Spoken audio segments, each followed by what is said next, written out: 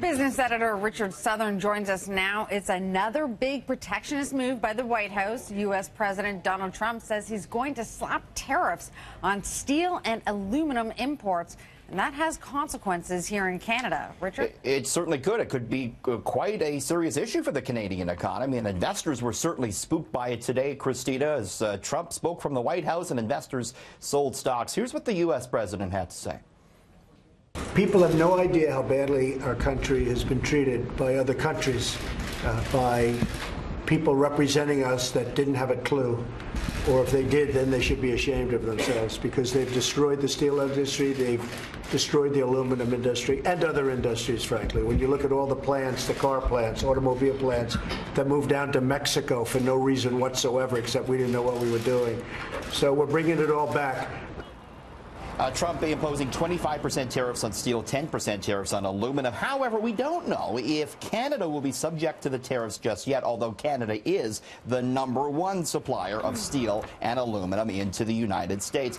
Investors spooked by this. The Dow fell 420 points today. And Christina, it was a lot of the stocks that do cross-border trade that saw some of the biggest selling. The automakers, Magna International, the railway stocks, and indeed the technology stocks. Apple taking a hit on this. So a lot we don't know, but again, if this actually goes ahead, if Canada's subject to the tariffs, wouldn't be good news for the economy, Christina. No, certainly wouldn't be. Many companies, though, are moving to distance themselves from the NRA since the Florida school shooting, including MEC here in Canada. But some prominent companies are pushing back against calls to cut gun ties. Yeah, there's some that they're not budging on this. FedEx, top of the list. The parcel delivery service won't eliminate discounts for NRA members. Hotel Planner, a major hotel site in the States, will still allow NRA members to book discounted group rates. Its CEO says, quote, "It's just about the right thing to do for business to honor contracts we already have." Bass Pro Shops set to appear at NRA's national convention in May. The Hyatt Regency Hotel in Dallas will host that convention. It hasn't released a statement on this issue yet. Omni Hotels also set to host events for the NRA's convention in May, and Sirius XM, the satellite radio service, airs some NRA-related programming. Christina.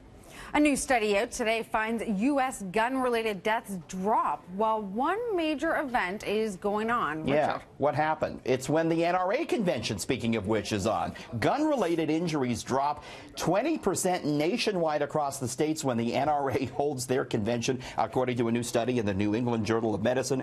Gun injury rates in areas close to the conventions down about 50%. The authors say the fact that you see this is likely because gun users are at the convention, or the venues where they might use their guns are closed because of the convention.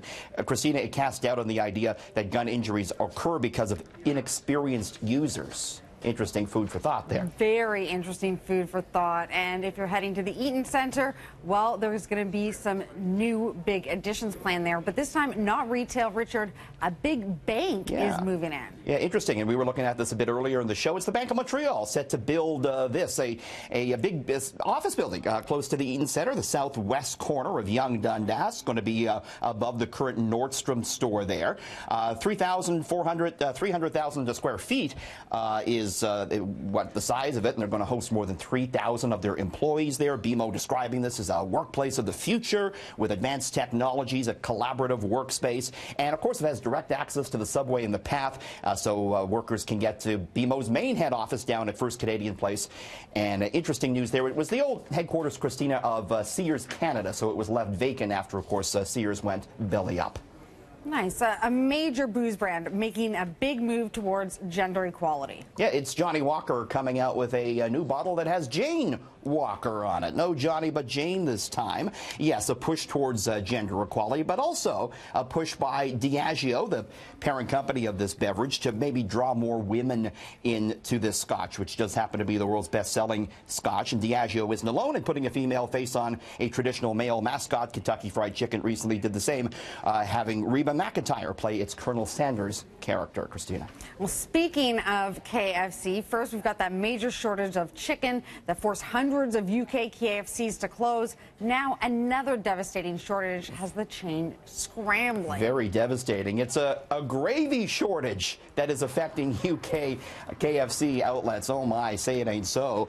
The gravy shortage, the result of a supply chain issue, much the same as what happened with the chicken over there. Of course, KFC scrambling to play damage control, releasing a statement saying, quote, "We're working as hard as we can to get this sorted out. We know our gravy is a big favorite." Many KFC fans taking to Twitter to complain. Nobody's called the police. Remember last week when they had the chicken shortage, some people in the UK actually called the 999 emergency number over there, Christina, to complain about the lack of chicken.